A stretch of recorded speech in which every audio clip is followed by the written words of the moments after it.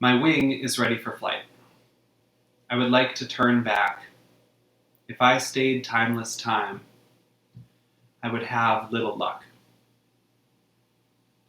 This short little poem by Gerhard Scholem, a Jewish German philosopher, grounds us into our message today and the theme of going back to the past to help us move forward into the future. Let's hear it one more time. My wing is ready for flight. I would like to turn back. If I stayed timeless time, I would have little luck. Good morning. My name is Reverend Stevie Carmody, and I am so grateful to join you. I'm joining you here from my kitchen here in Sunnyside, Queens, in New York City, on Lenape land. And I'm so grateful to be invited to join you to offer a message this morning. First Parish, Cambridge is an important place for me. Early on in my formation as a Unitarian Universalist minister, I served as the summer student minister in the summer of 2016. Do you remember the summer of 2016? Oh, how much we needed our faith and the moral clarity of our faith communities in that time. So in that summer, I was the summer student minister, which meant that my job was to help lay leaders and guest preachers lead worship every Sunday. And my favorite part of that was conversations that we would have with lay leaders about the worship that we're planning. And we would get together and think about the theme and share a little bit about how that theme impacted our personal lives, and also how we saw that spiritual theme showing up in the world around us.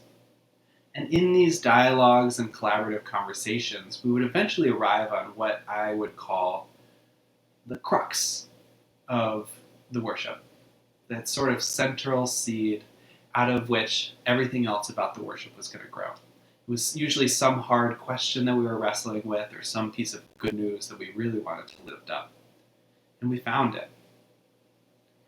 And I've taken that approach to thematic preaching and worship planning into the youth ministries and young adult ministries that I've served since. And I have a lot to credit to First Parish Cambridge for helping in that mentorship and formation. So thank you. And the last time I was with you, we were all celebrating together for Reverend Sana Saeed's ordination. What a beautiful day that was too. So it's good to be back. My friends, I admit that I feel like I'm caught in a storm. Sometimes, and you might feel this way too, we might describe it as feeling burnt out, or overwhelmed, or stuck. Or sometimes I notice I feel a little numb lately, like less access to life. And I know a lot of us are there, but that phrase, being caught in a storm, really stuck out to me as I was reflecting this week, thinking about the message of going back. And it reminded me of this piece of spiritual wisdom I learned when I was back in school studying big ideas. And it comes from a German Jewish philosopher named Walter Benjamin. And he was impacted by that poem we started off the message with. But he described the situation of living in this modern era as being caught in a storm. And it's like we're looking out over the past before us, and we're seeing the wreckage and harms and violences of history, and it feels like this pile of rubble, it keeps building up. And it's so distressing to see that out before us. And yet, he describes, it's like there's a storm blowing from eternity coming this way and just blowing us back as if we were to look out over this wreckage, but we can't return to it. That image of the storm blowing us forward as we would love to return. And And I'm thinking about the storm, and you might ask, what storm are you referring to? And there's a few. The idea of the pandemic that has been ongoing, the waves after waves of new cases, and the loss of life that we've faced here in the United States and all over the world. The storm that is ongoing police violence as we struggle for racial justice, the names upon names of Black people who have been killed by the police,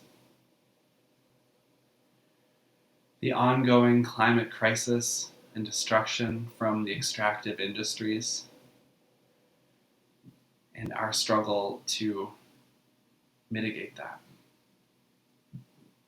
It just feels like we're caught in a storm. And it can feel hard to be awake to it.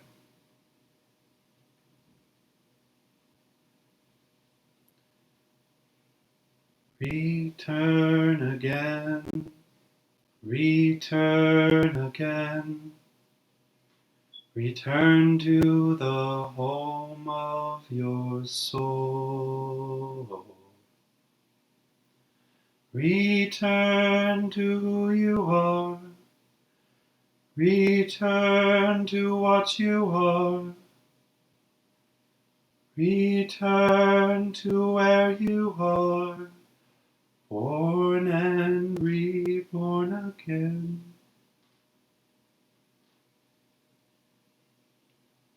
When I return again to what I think is central to our faith is this idea that all life is sacred. And we have it in our principles, the first principle, and that we affirm and promote the inherent worth and dignity of people.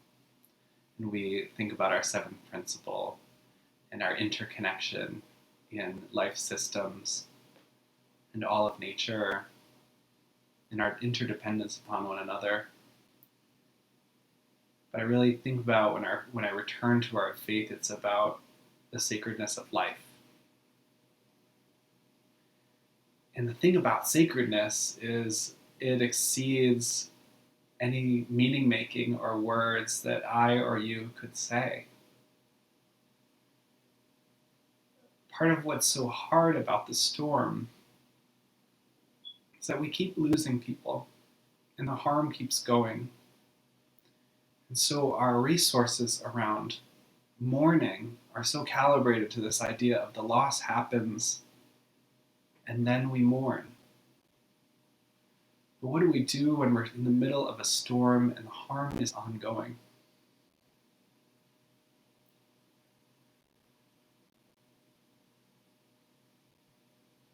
When I think about the sacredness of life and our commitment to it,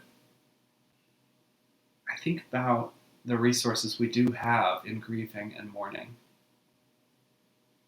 When my family lost my maternal grandmother, it was hard for us. She really held us together. And it meant our family was changing. And because I was raised in the Catholic tradition, we all celebrated a Catholic Mass in her honor. And if you've ever been to a Catholic funeral, you'll know that it mostly just looks like a Sunday Mass with a few words for those who have lost. But what's happening in that moment is we're re-implanting ourselves back into this tradition and the ritual surrounding it. And that's extremely powerful. And if we contrast it with the way that we celebrate life within the Unitarian Universalist tradition, we celebrate life by telling stories and having memorial services. Both traditions have their merits in grieving and mourning, but I noticed when we lost our grandmother that we hadn't done that other side of things. We hadn't done the storytelling. And so there was more that we could do to honor the sacredness of my grandmother. So I reached out to my cousins and my uncles and my aunts and my family, and I asked them to share a story, a memory, a particular thing about my grandmother that came to mind for them, that they treasured. Whether it was a picture of my grandmother going down a big slide at age 70 and how she would bring us all to the park and play with us, or the smell of her perfume and how strong and closely associated that is with her, or the handwriting on the birthday notes that she would share with us at all our birthdays and holidays. And each of my relatives lifted up these different particularities about my grandmother, and we knit them all together into a book. And this is the thing about the sacredness of her life. It's not captured in her perfume or a picture of her going down the slide or the handwriting she has, but in recollecting them all together. In that particularity was the beautiful sacredness of her wholeness. I think this is a crucial art to grieving and mourning, is to lift up the particularities so that we can honor the sacredness of what we've lost. When I turn to thinking about recollection amidst the storm we find ourselves, I can understand if you're feeling like you don't want to go back. We've been through some really hard things, and I think we have developed a little bit of a stance of, let's get through it. What is the use of going back to our memories and our artifacts from last year or for 10 years ago? I think we can incorporate recollection into our spiritual lives as a spiritual practice itself. It might look like going back through your camera roll and finding pictures, maybe that picture of a flower you took in April 2020 when spring was arising amidst our quarantines, and we were reminded that nature was still turning, even as so much of our life was disrupted. Or recollection might mean going back to the life stories and remembrances of the people who have been lost to police violence. Not just the most recent folks, but going back and sitting with the sacredness of their life stories and remembering that. And as we re-engage in the struggle for racial justice, how are we honoring the legacies of those who've struggled before us and those who've lost? I invite us into a process of recollection, and you might find a picture you remember or find a little artifact that you might have collected from back then. I have this, I'm definitely a collector of material things. I have this armband from a protest that I attended, and it reminds me of my commitment to act courageously. And as we make meaning of the material world around us and recollect these memories, share them with others in spiritual community, we're doing the good work of honoring that which we've lost, even if it's only a foothold, only a rock in the stream to hold on to give us a little grounding, to build a network of care and meaning making and support that we need to do to move forward. That's my message, and that is my invitation, and I'm sending you all blessings amidst the storm. Find something to hold on to, lift it up, and share it with the world.